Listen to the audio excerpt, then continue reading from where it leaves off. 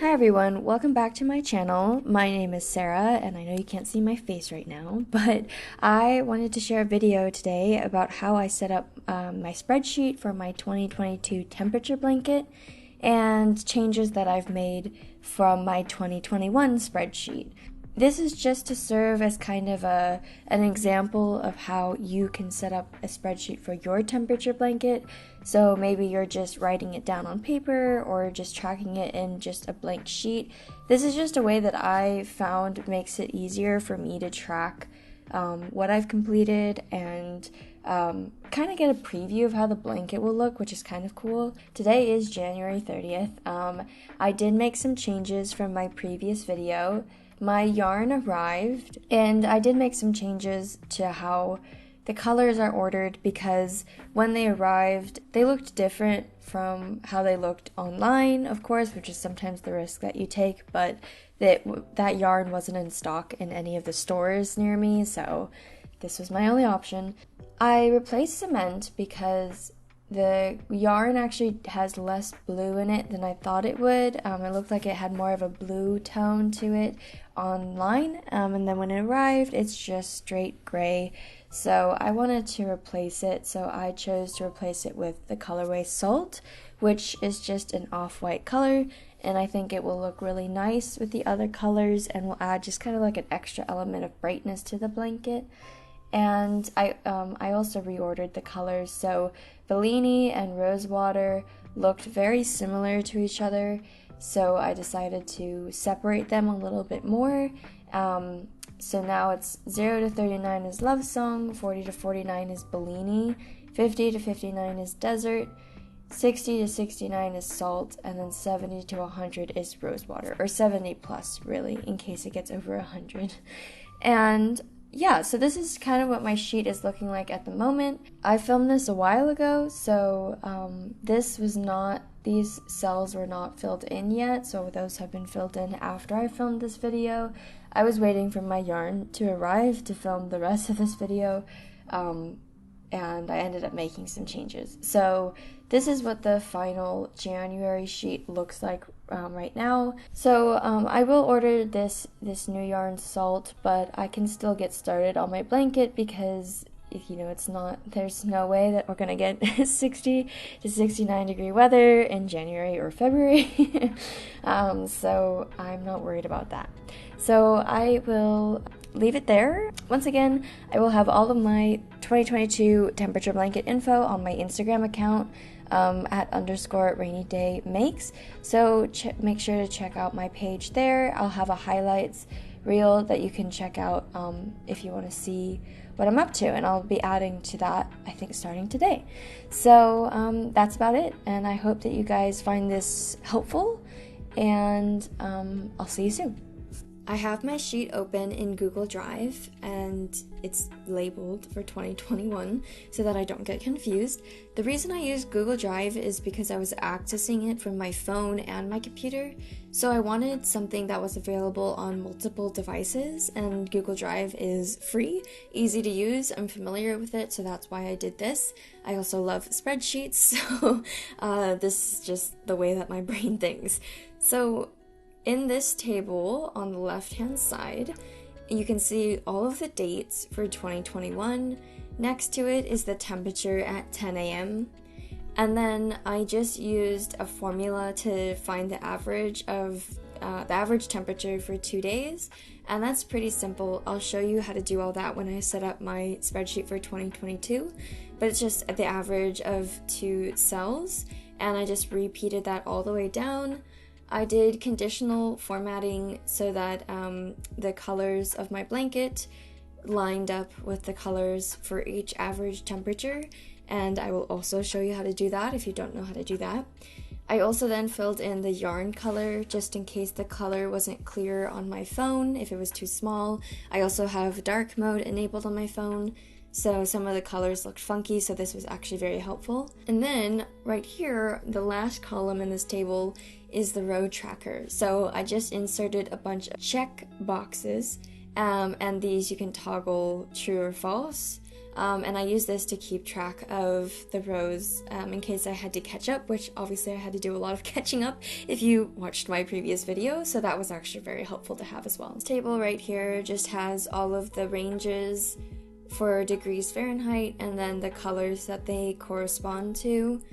And then on this side is actually a table that I created after it was done, when I was planning my 2022 blanket. I wanted to see how often certain temperatures took place.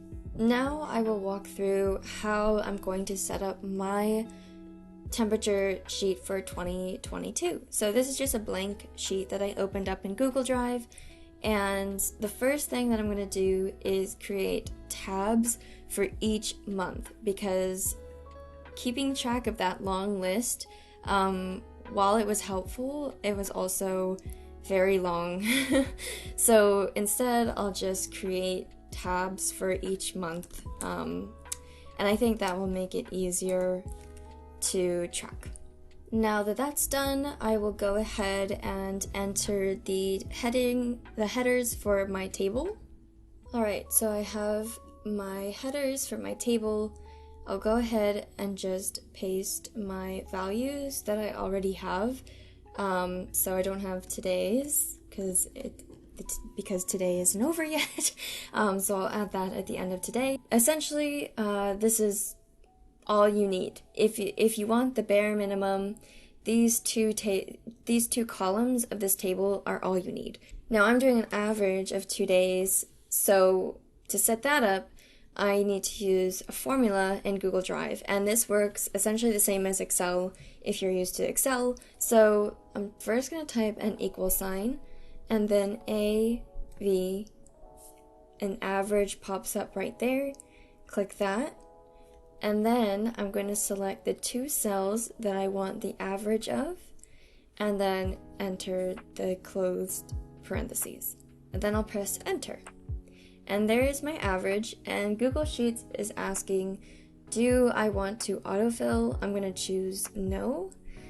And the reason for that is we don't need an average right here, we need it right here. So what I can do is select this entire column and decrease decimal places. So there we go. So now it's just 2 digits, no decimal points. So that's great.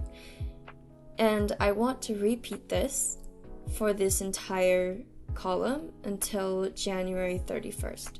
So what I'll do is I'll go to this next cell for these 2 numbers right here, which obviously we can tell what the average is going to be. So equals average, same deal. Select the 2 cells that I want, press enter.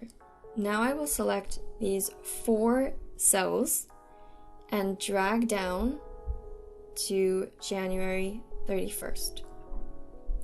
And you can ignore this. This is just because there are no values here, but if I had values, then it would give me the average. So now that tells Google Sheets, hey, I want the average for every 2 rows and leave a space in between. And so now whenever I add my values, so let's say it's 40 and then 43, it'll automatically fill in the average temperature for me. I've gone ahead and filled out my ranges with the yarn colors that I chose, and now I need to use conditional formatting to show which color needs to be used for each row.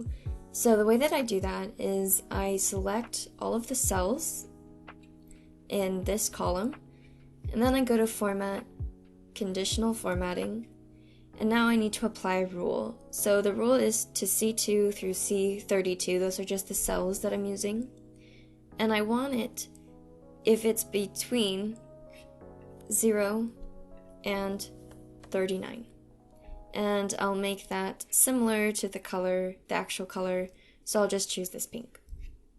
Okay, great. Now I need to do that for the rest of the rules. So add another rule, same range, if it is between 40 and 49, and that one is just like a darker pink. Great. And then I'll continue for the rest. Okay, so now I have all of that formatted, and for the last one, I just chose greater than or equal to 70. That way, if it's over 100 degrees, it still gets captured. And I can actually do that with this one as well. So less than or equal to, and I'll just do 39. And there we go. So now I have my conditional formatting done. So as you can see, it automatically formatted all of the cells to the colors that I designated for the rules. If you want to change the colors that you chose, you just select a cell and in the column that you're formatting, format, conditional formatting, and there are all the rules for the cell range, and it will highlight in green which cells it's being applied to. For the color name, I enter that manually, so love song. So I have my colors filled out for the days that are complete. Actually, this one is not complete, so I'll actually delete that because I don't know if it will be what the high will be, but I suspect it will be rosewater. And then finally for row tracker, I want to insert those check boxes. So first I'll go to insert and then checkbox right here. And then I will skip a row, go to E4 and do the same thing. And then I will select these 4 rows and I will drag down, and it will do the same thing as the formula where it will know that you want to skip a row, and there we go. So something you have to be careful about if you're doing it the way I'm doing it is to not have duplicate rows, so a row for January 31st and February 1st. So what I'm going to do instead is actually just fill out this entire year and then split it into the tabs for each month. So I will just keep going, and the beautiful thing about Google Sheets is it does it for you. So it'll automatically switch from August to September and so on and so forth. So that's very convenient. And now what I can do is I can split this up. So I'll go back to the top. I'll start with February. So February 1st to February 28th, I'll click Command X. I'll go to my February tab, and in A2 I'll press paste, and then I'll go back and add the headers afterwards. But that way it actually keeps these checkboxes consistent, so you're not doing duplicate rows or extra rows on accident. So then I will continue for the rest of the months. Okay, so now my spreadsheet is set up and ready to go for 2022, so I can use this to track all of my temperatures and colors and rows, and yeah, just be super organized for 2022. Obviously, this is just how I did it. If you don't agree with something that I did, then feel free to just do whatever you want. And I'm happy to answer any questions about this, so feel free to leave a comment or DM me on Instagram if you have any questions about what I did.